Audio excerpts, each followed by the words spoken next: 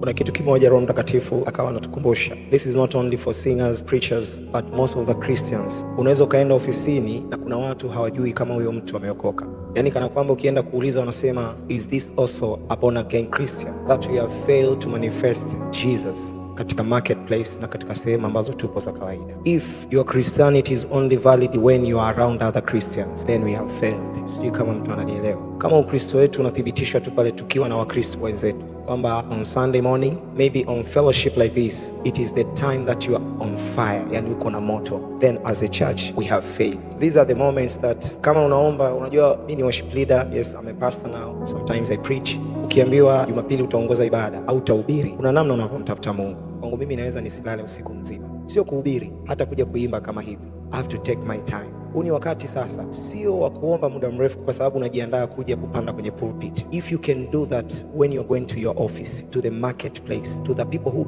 hawamjui Yesu, inamaanisha unachokiomba kwenye pulpit unatamani nguvu za Mungu zijifunue kupitia wewe, si ndio? Ndio maana nyingi wanasema, Father I pray manifest yourself through me. I think that prayer we need to take now to the secret place. God has to start to manifest himself while you are in the secret place. Hiyo ndivyo tutapata nguvu za kuweza, tukifika katikati ya watu, they will understand, they will know, they will see a difference. It was difficult for Petro to deny Jesus. Mtu unayetembea naye kila siku lazima utafanana naye. Ukitokea kwenye public hauna haja ya kutangaza, they will know that you have Christ. I'm not sure if you understand what I'm saying. I told them, si cancel the song Karibu na Wewe.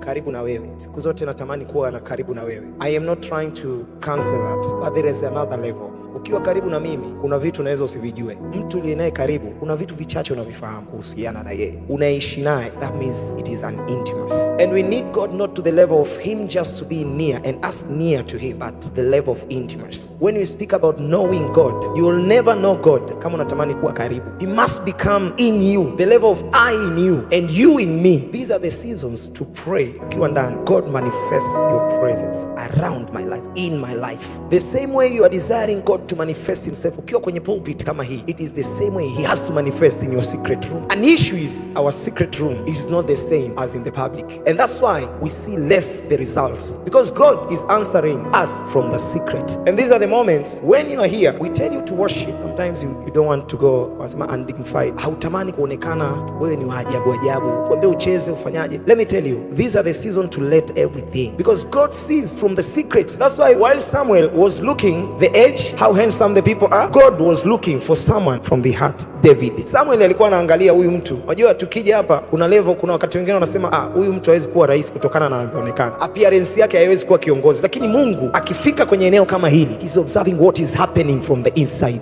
These are the seasons to ask God to manifest himself in the secret room, na akijidhihirisha kwenye maisha yako sirini, public tutajua tu. Mzee wangu daktari anasemaga, yule unayemuomba sirini atajibu. Waga ukikaa naye vizuri sirini, kwenye public ndio hayo mambo yanakuja kutokea. David is the king. Yeye ni mfalme kabla ya mfalme yupo.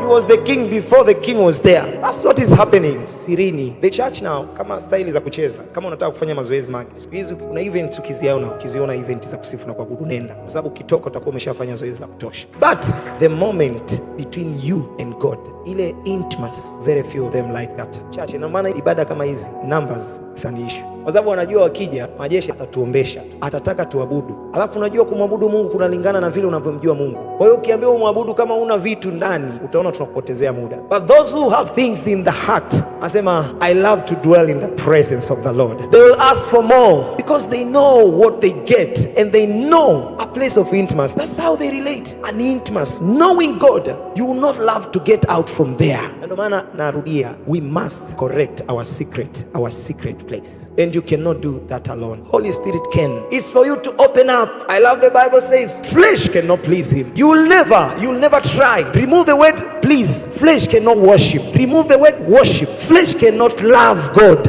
I am here, fix my secret place. I am here, fix my secret place. Do a work in me, purify the motive. Vitu vingi tunavyoviomba vimefichwa katika siri, havionekani. Sijui kama ni mhudumu, you are a minister and there is something you're going through in the secret. Your pastor does not know. I have a testimony. I testify to them. Your wife does not know. My mother, wakati sijaoa mama yangu hakuwa anajua maisha yangu mengine. Hata mke wangu hakuwa anajua maisha yangu mengine. Alikuwa anajua maisha yangu nikiwa madhabahuni. But there is another life that I had of which now the alignment has to be whatever that you do from the public, it has to be the same. There is where we'll see the results in your life positive. Sasa nyingine tunashindwa kuona lile tunda kwa sababu public tunakuona uko sawa, lakini sirini unajishukulia sheria mara nyingi sana. Mambo mengi unafanya sirini. Nimeongea tu hivyo na wengine wamenielewa. Ukikutana na simu yako ni sirini. What are you writing? What am I communicating with people? Kwa sababu pale majeshi huoni, but you know that God sees that. There is where we say God fix. For you see, you can fix. Because he can see, he can fix that. Do you believe that? And today, it has to be an end